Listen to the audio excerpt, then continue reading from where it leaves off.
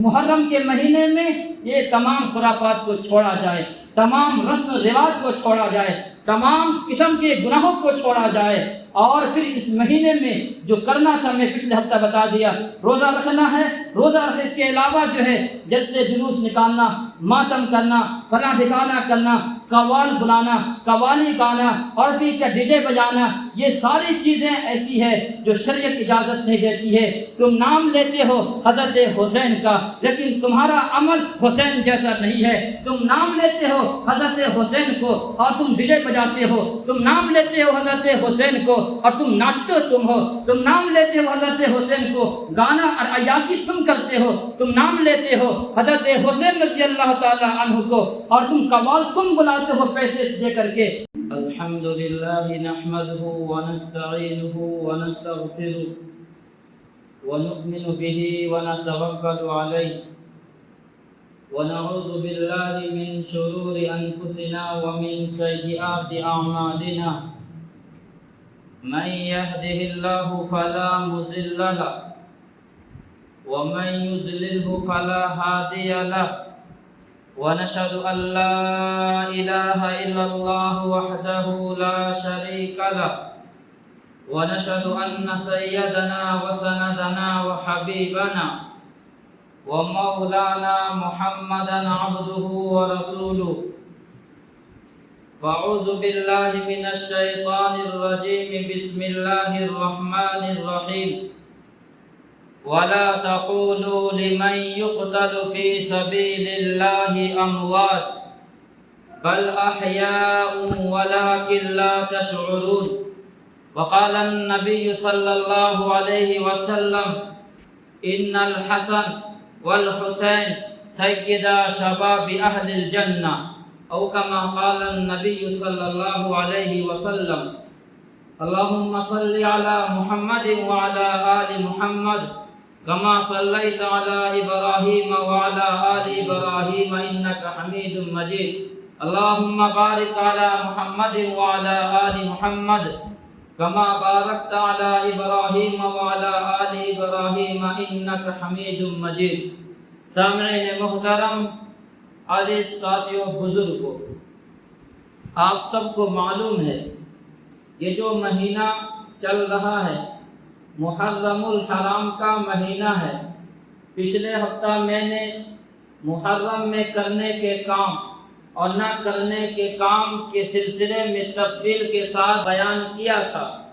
آج شہادت حسین رضی اللہ تعالی عنہ پر بات ہوگی، کیونکہ ان کی شہادت 10 محرم الحرام کو ہے، اس لیے ان کی شہادت کا پس منظر حضرت حسین رضی اللہ تعالی عنہ کا مقام و مرتبہ کیا ہے۔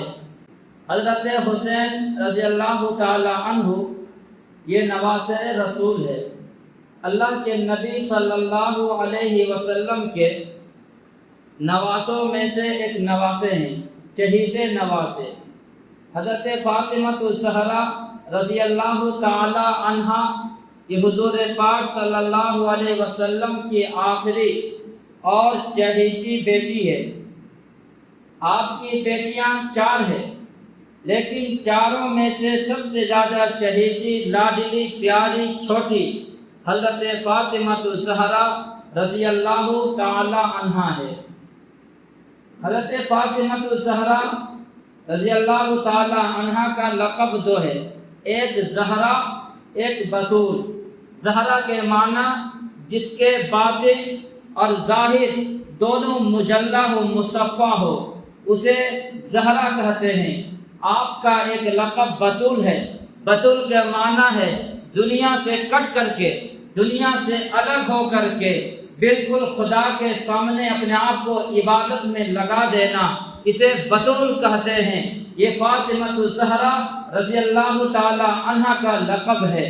آپ کی گود سے 3 بیٹے پیدا ہوئے، چنانچہ پہلا بیٹا حضرت حسن رضی اللہ تعالی عنہ ہے، دوسرا بیٹا حضرت حسین رضی اللہ تعالی عنہ ہے، تیسرا بیٹا حضرت محسن رضی اللہ تعالی عنہ ہے۔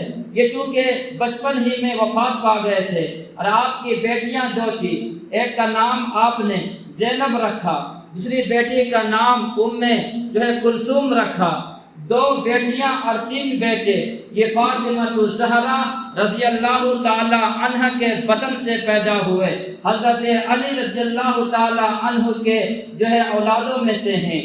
لیکن آج چونکہ جس شخصیت کا شہادت ہوئی ہے ان میں سے ایک حضرت حسین رضی اللہ تعالی عنہ ہے، یہ دوسرے نمبر کے نواسے ہیں۔ پہلا نواسہ حضرت حسن رضی اللہ تعالی عنہ ہے اور دوسرا حضرت حسین رضی اللہ تعالی عنہ ہے۔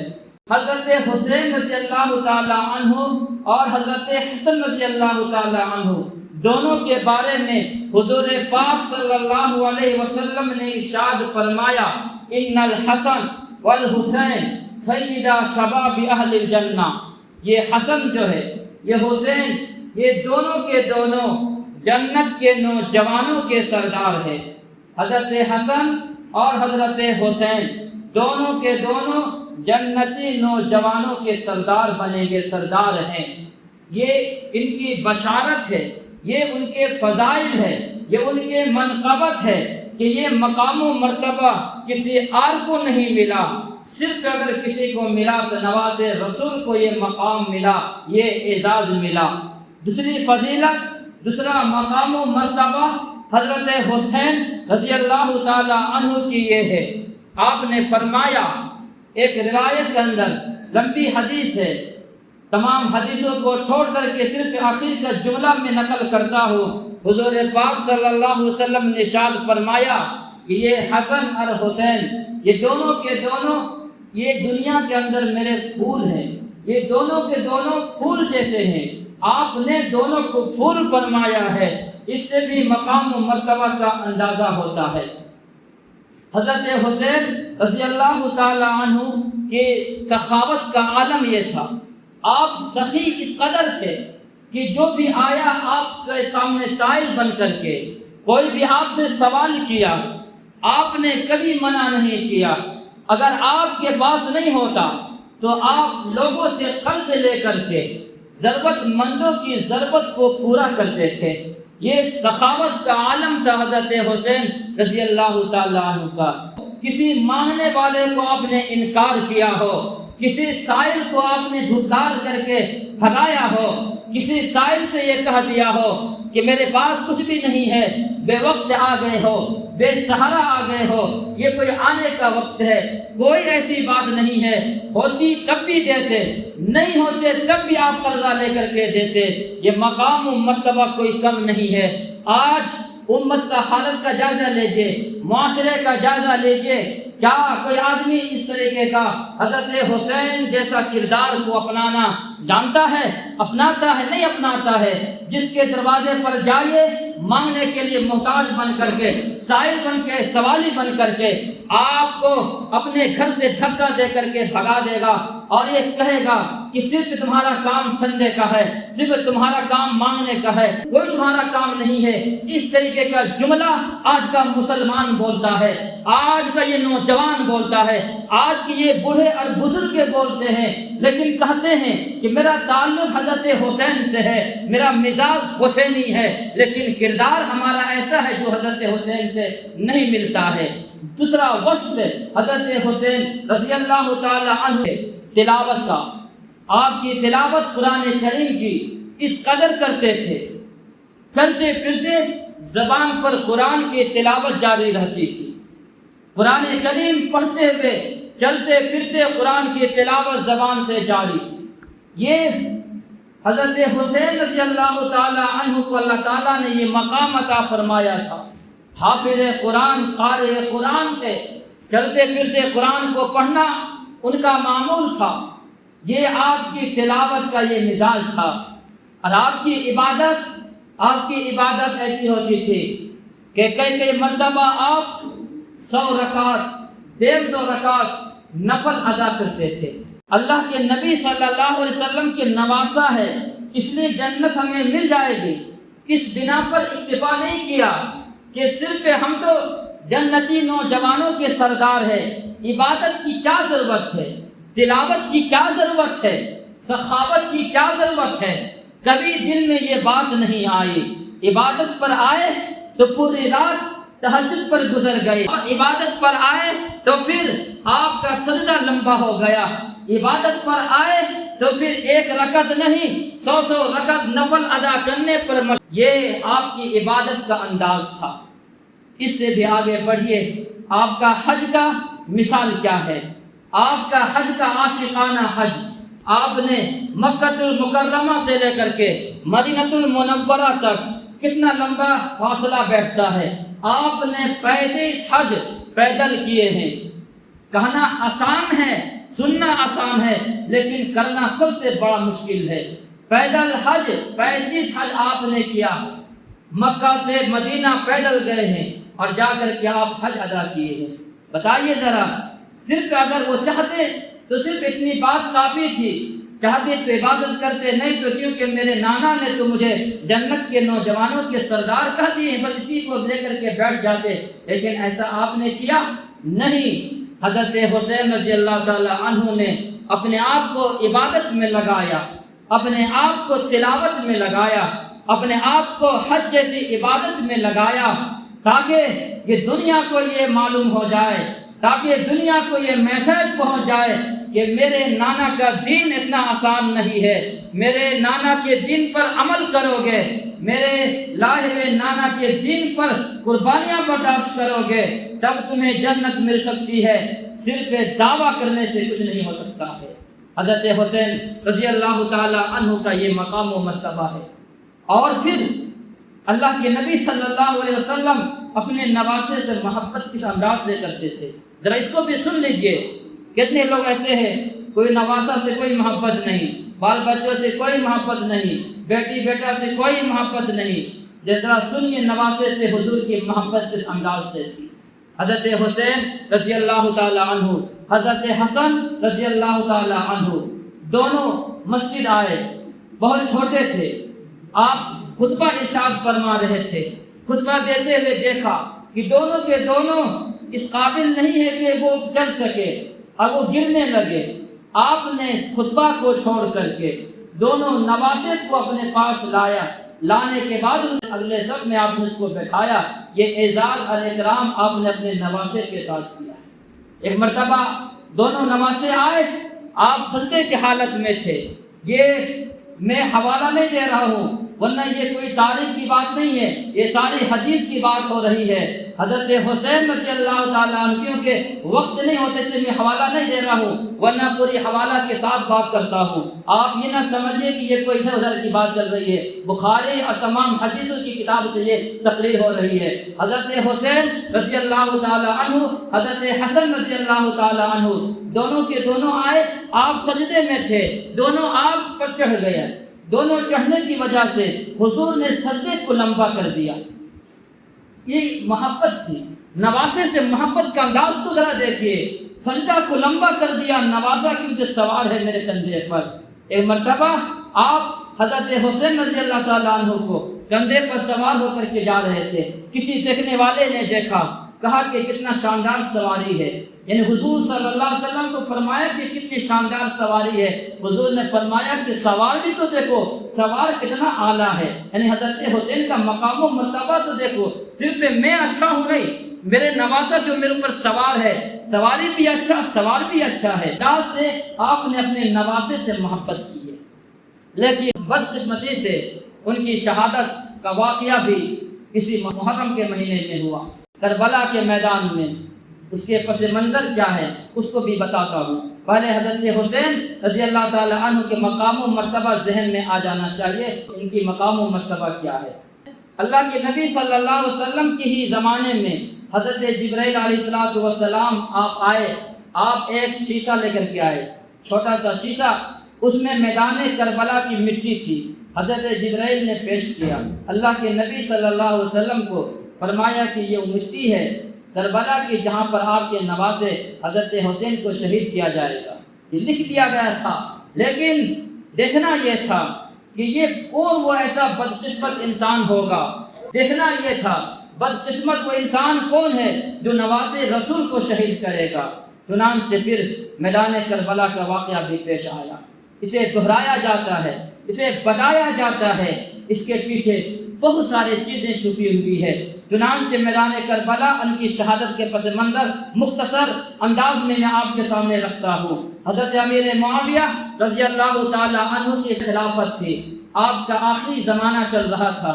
چنانچہ حضرت ابو ہریرہ رضی اللہ تعالیٰ عنہ نے فرمایا، امیر المومنین آپ کا آخری دور چل رہا ہے، کتنا اچھا ہوتا کہ آپ اپنے زمانے میں کسی کو خلیفہ منتخب کر لیتے، کسی کو اپنا جانشین بنا لیتے۔ حضرت ابو ہریرہ نے فرمایا کہ اپنے بیٹے کو یزید کو بنا دیجیے۔ چنانچہ حضرت امیر معاویہ رضی اللہ تعالیٰ عنہ نے بات مان لی اور یزید کو اپنا خلیفہ بنا دیا۔ لیکن اس وقت تک یزید جو ہے خراب نہیں تھا، ٹھیک ٹھاک تھا، لیکن جب حضرت امیر معاویہ رضی اللہ تعالیٰ عنہ کا انتقال ہوا اس کے بعد سے یہ یزید بگڑا، لیکن پہلے یہ انسان ٹھیک تھا۔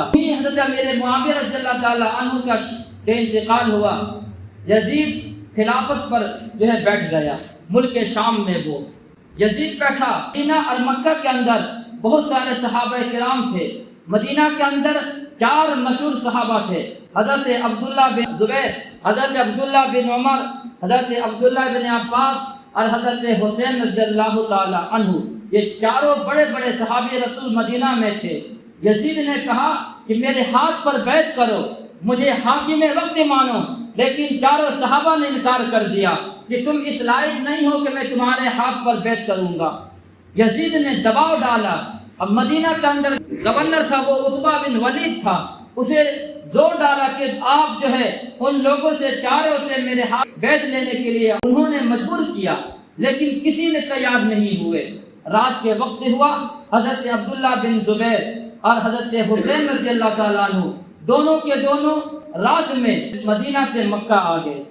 مکہ آتے ہی چنانچہ مکہ والے کو معلوم ہوا کہ یہ دونوں کے دونوں یزید کے ہاتھ پر بیعت نہیں کر رہے ہیں۔ مکہ والے نے حضرت عبداللہ بن زبیر کے ہاتھ پر بیعت کر لیے۔ عبداللہ بن زبیر کون ہے؟ یہ نواز ابو بکر صدیق ہے۔ ابو بکر صدیق رضی اللہ تعالیٰ عنہ کا نواسہ ہے۔ جس طریقے سے حضرت حسین نبی کریم صلی اللہ علیہ وسلم کا نواسہ ہے، تو یہ عبداللہ بن زبیر حضرت ابو بکر صدیق رضی اللہ تعالیٰ عنہ کا نواسہ ہے۔ ان کے ہاتھ پر مکہ والے بیعت کر لیے۔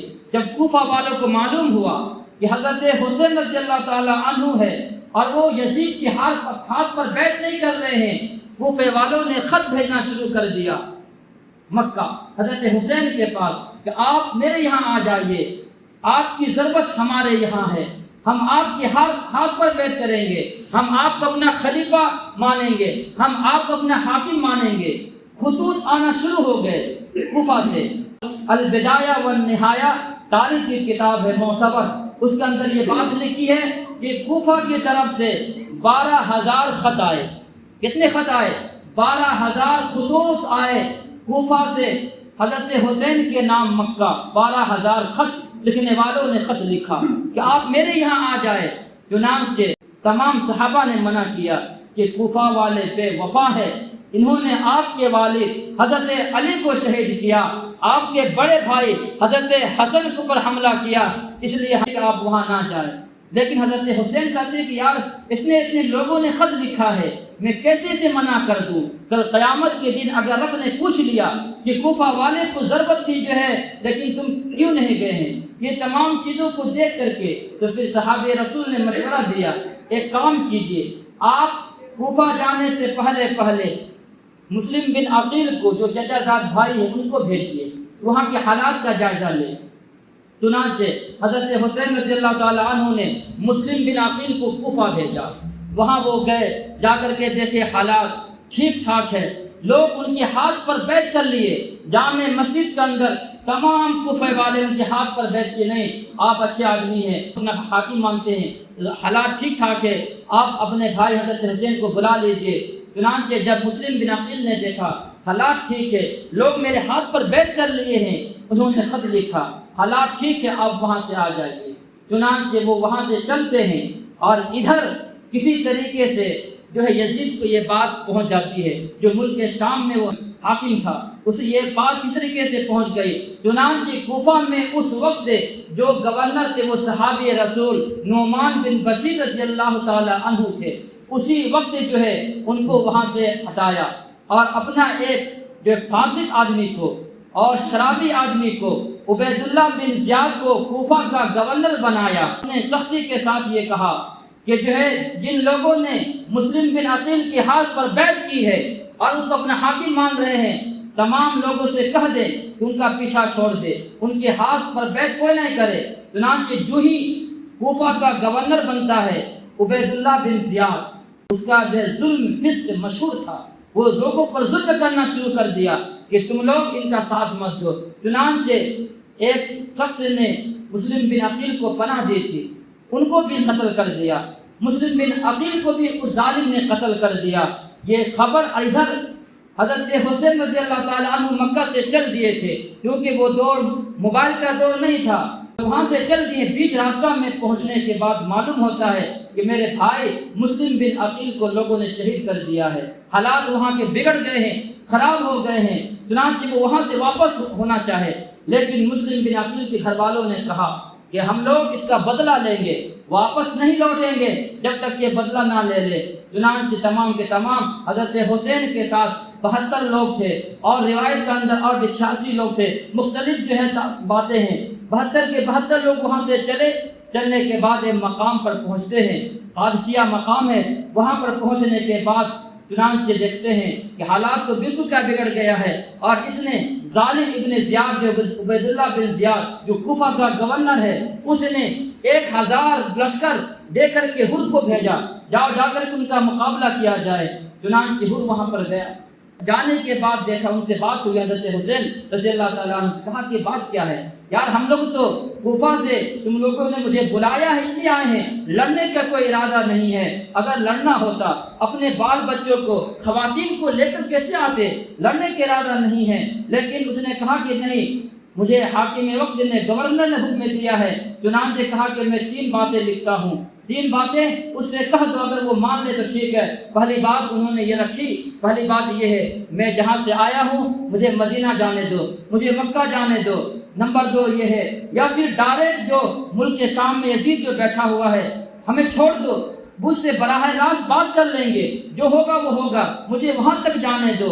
نمبر 3 یہ ہے، یا پھر کسی اسلامی سرحد میں ہمیں جانے دو تاکہ میں بھی جا کر کے پہرا دوں۔ یہ 3 شرطیں لگائی حضرت حسین رضی اللہ تعالیٰ عنہ نے، جا کر کے عبید اللہ بن زیاد کو یہ شرطیں سنائی۔ انہوں نے کہا کہ بات تو ٹھیک ہے، یہ شرطیں تو ٹھیک ہے، مان لینا چاہیے، لیکن عبید اللہ بن زیاد کے سامنے ایک بدبخت انسان بیٹھا ہوا تھا، شمر دل جوشن، وہ ایسا انسان، اس نے کہا کہ نہیں، یہ غلط کر رہے ہیں آپ، انہیں چھوڑیے مت، اگر آج ان کو چھوڑ دیتے ہیں تو پھر کل کو وہ بہت سارے لوگ کو لے کر کے آئیں گے اور آپ پر حملہ کر دیں گے۔ پھر اس نے عمر بن سعد کو 4000 لشکر دے کر کے بھیجا اور جا کر کے انہیں راستہ روک دو۔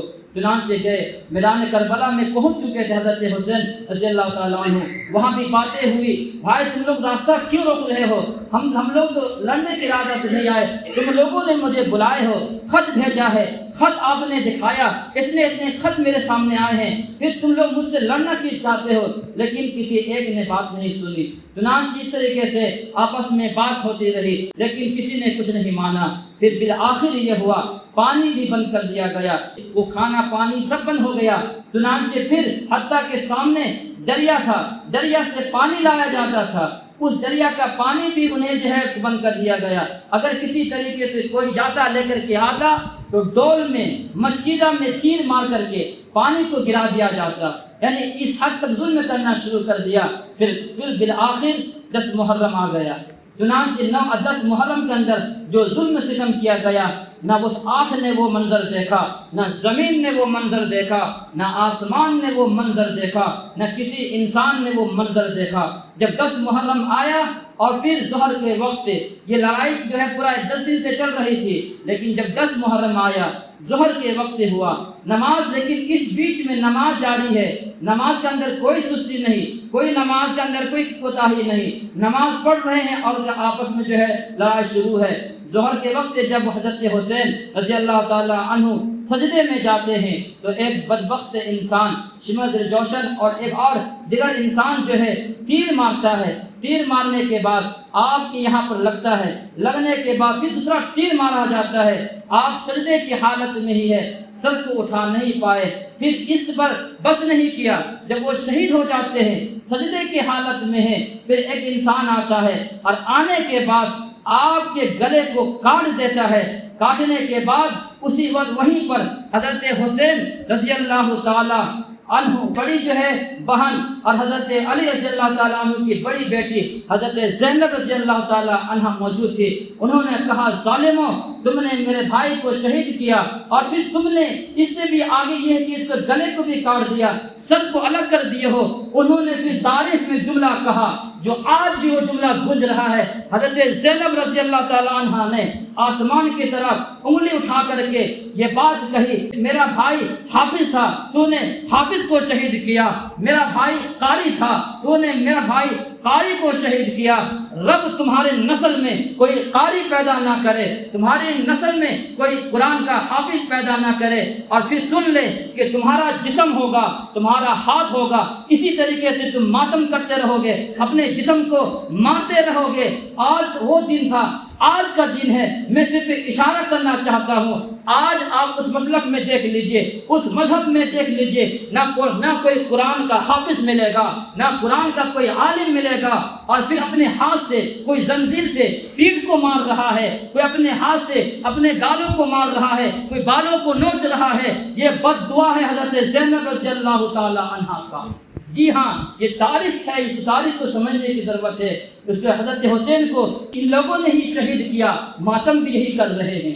آج جگہ جگہ پر دیکھیے بڑا جلوس نکل رہا ہے، کالے کپڑے پہن کر کے ماتم کر رہے ہیں، یا حسین واہ حسین۔ ان لوگوں نے جب حضرت حسین رضی اللہ تعالیٰ عنہ کو جب شہید کیا تو کوفہ کے عورت لوگ باہر نکل گئے اور پھر جو چلانے لگے، ماتم کرنے لگے، ہائے حسین واہ حسین۔ زینب نے کہا کہ ارے تم لوگوں نے میرے بھائی کو بلایا، ہم لوگوں کو بلایا، خط دے کر کے بلایا ہو، تم لوگوں نے بلائے ہو، قتل بھی تم لوگوں نے کیا، شہید بھی تم لوگوں نے کیا، اور ماتم بھی تم لوگ کر رہے ہو۔ چنانچہ ان کی بد دعا آج بھی گونج رہی ہے اور قیامت کی صبح تک یہ بد دعا گونجتے رہے گی۔ سامعین محترم، حضرت حسین رضی اللہ تعالیٰ عنہ کو اسی محرم کے مہینے میں 10 محرم کو اور سن 61 ہجری میں ظہر کے وقت آپ کو شہید کر دیا گیا۔ یہ میدان کربلا میں، میدان کربلا سے ہمیں سبق کیا ملتا ہے؟ میدان کربلا سے سبق ہم کو یہ ملا کہ حالات جس طریقے سے بھی آ جائے اپنے اوپر صبر کرنا ہے۔ دوسرا سبق یہ ملا کہ موت سے کبھی گھبرانا نہیں چاہے، موت تو آنی ہی آنی ہے، جسے مرنا نہیں آتا اسے جینا نہیں آتا، اس لیے انسان کبھی بھی موت سے گھبرائے نہیں۔ اور تیسرا سبق میدان کربلا سے ہمیں یہ ملا کہ حالات کسی بھی طریقے سے آ جائے مصیبت پر صبر کرنا چاہیے۔ پانی بند کر دیا گیا، کھانا پینا سب بند کر دیا گیا، معصوم بچے کو بھی شہید کر دیا گیا، 2 سال کا بچہ، انہیں بھی پانی پینے پر کیا ترس گیا، انہیں بھی لوگوں نے نہیں چھوڑا، لیکن ساری چیزوں پر برداشت کیے، صبر کیے ہیں۔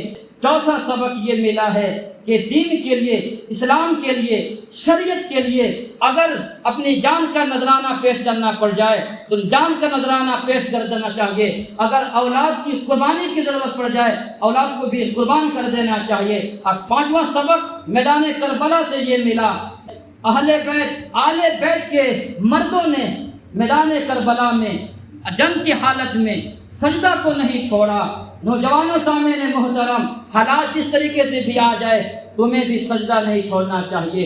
وہ ایک سجدہ ہے، شاعر مشرق علامہ اقبال نے کہا وہ ایک سجدہ ہے جسے تو گراں سمجھتا ہے، 1000 سجدوں سے آدمی کو دیتا ہے نجات۔ میدان جنگ کی حالت میں بھی سب کچھ جدا کر دیے، قربان کر دیے، لیکن کسی نے ایک نے سجدہ کو چھوڑا ہو، ظہر کی نماز قضا کی ہو، عصر کی نمازیں قضا ہوئی ہو، ذرا ایک تاریخ بھی آپ دکھا دیجئے، نہیں مل سکتا ہے۔ تو پھر ہمیں سبق یہ لینا چاہیے، صرف کربلا کو یاد کر کے، میدان کربلا کو یاد کر کے اور محرم کے مہینے کو یاد کر کے صرف جو ہے ماتم کرنا، صرف یہاں وہاں کی باتیں کرنا، ڈھول تماشا سے لگانا یہ نہیں ہے، بلکہ سبق یہ لینا چاہیے کہ حالات جس طریقے سے بھی آ جائے، پریشانی آ جائے، لیکن ہماری زندگی سے نمازیں نہیں چھوٹنی چاہیے، چاہے ریلوے اسٹیشن پہ ہو، گاڑی میں ہو، جہاں بھی ہو، خلوت میں ہو، جلوت میں ہو، جس مسافر کی حالت میں ہو، اقامت کی حالت میں ہو، ہر حال میں نماز کے اہتمام کر لینا، سجدے کو لازم پکڑ لینا۔ اور چھٹا سبق یہ ملا، اہل بیت کی خواتین نے جنگ کی حالت میں میدان کارزار میں، میدان کربلا میں اپنے چادر کو، اپنے برقع کو اپنے جسم سے کبھی ہٹنے نہیں دیا، برقعے کا انتظام کیا، پردے کا انتظام کیا، اپنے جسم کو کبھی بے پردہ ہونے نہیں دی ہے۔ آج کی عورتوں کو پیغام دے دیا، آج کے لڑکیوں کو پیغام دے دیا کہ حالات جس طریقے سے بھی آ جائے، انہیں ضرورت پڑ جائے تو بے حجاب ہو کر کے نہیں گھومنا چاہیے، شادی کا فنکشن ہو جائے بالوں کو کھول کر کے ادھر ادھر پھرنے کی ضرورت نہیں ہے، بلکہ تمہیں میدان کربلا کو سامنے رکھ کر کے اپنے جسم کو چھپا کر کے گھومنے کی ضرورت ہے۔ ضرورت پڑ جائے گھر سے نکلنے کی تو اپنے جسم چھپا کر کے نکلنا ہے۔ یہ میدان کربلا کے داستان سے سبق ہمیں ملا ہے، اس لیے امید مجھے یہی ہے کہ محرم کے مہینے میں یہ تمام خرافات کو چھوڑا جائے، تمام رسم و رواج کو چھوڑا جائے، تمام قسم کے گناہوں کو چھوڑا جائے، اور پھر اس مہینے میں جو کرنا تھا میں پچھلے ہفتہ بتا دیا، روزہ رکھنا ہے، روزہ رکھنے اس کے علاوہ جو ہے جلسے جلوس نکالنا، ماتم کرنا، فلاں ٹھکانہ کرنا، قوال بلانا، قوالی گانا اور پھر کیا ڈی جے بجانا، یہ ساری چیزیں ایسی ہے جو شریعت اجازت نہیں دیتی ہے۔